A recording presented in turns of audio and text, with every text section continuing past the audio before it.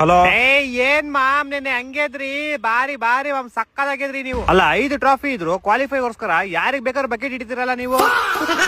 ಸಾಮಾನು ನೆನ್ನೆ ಅಲಕ್ ಬುಲಕಲ್ ಗೆದ್ದಿದ್ ನೀವು.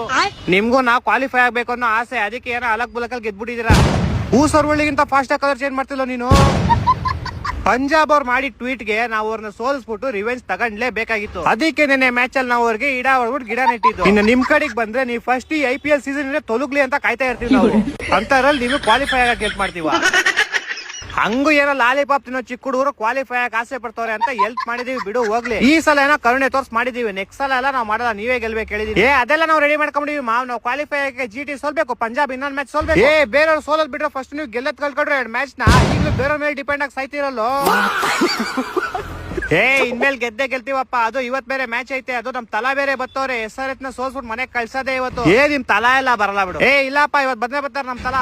ಇಲ್ಲ ನಿಮ್ ತಲಾ ಇಷ್ಟ ಬೇಗಲ್ಲ ಬರಲ್ಲ. ನಿಮ್ ತಲಾ ಯಾವಾಗ ಬರ್ತಾರ ಗೊತ್ತಾ? ಮಿಸ್ ಆಗಿ ಬೈ ಮಿಸ್ಟೇಕ್ ಆಗಿ, ಇದೆಲ್ಲ 90% ಚಾನ್ಸ್ ಇಲ್ಲ. ಅಕಸ್ಮಾತ್ ಮಿಸ್ ಆಗಿ ಏನಾರು ನೀವು ಕ್ವಾಲಿಫೈ ಆಗಿ ಫೈನಲ್ ಹೋಗಿ ಕಪ್ ಎತ್ಕೊಂಡ್ಬಿಟ್ರಿ ಅನ್ಕೋ, ಅವಾಗ ಬರ್ತಾರ ನಿಮ್ ತಲಾ ಕಪ್ ಇಟ್ಕೊಳಕ್ಕೆ. ನಾನೇ ಅಪ್ಪ ಗೆಲ್ಸಿದ್ವಿ ಟೀಮ್ ನಾನು.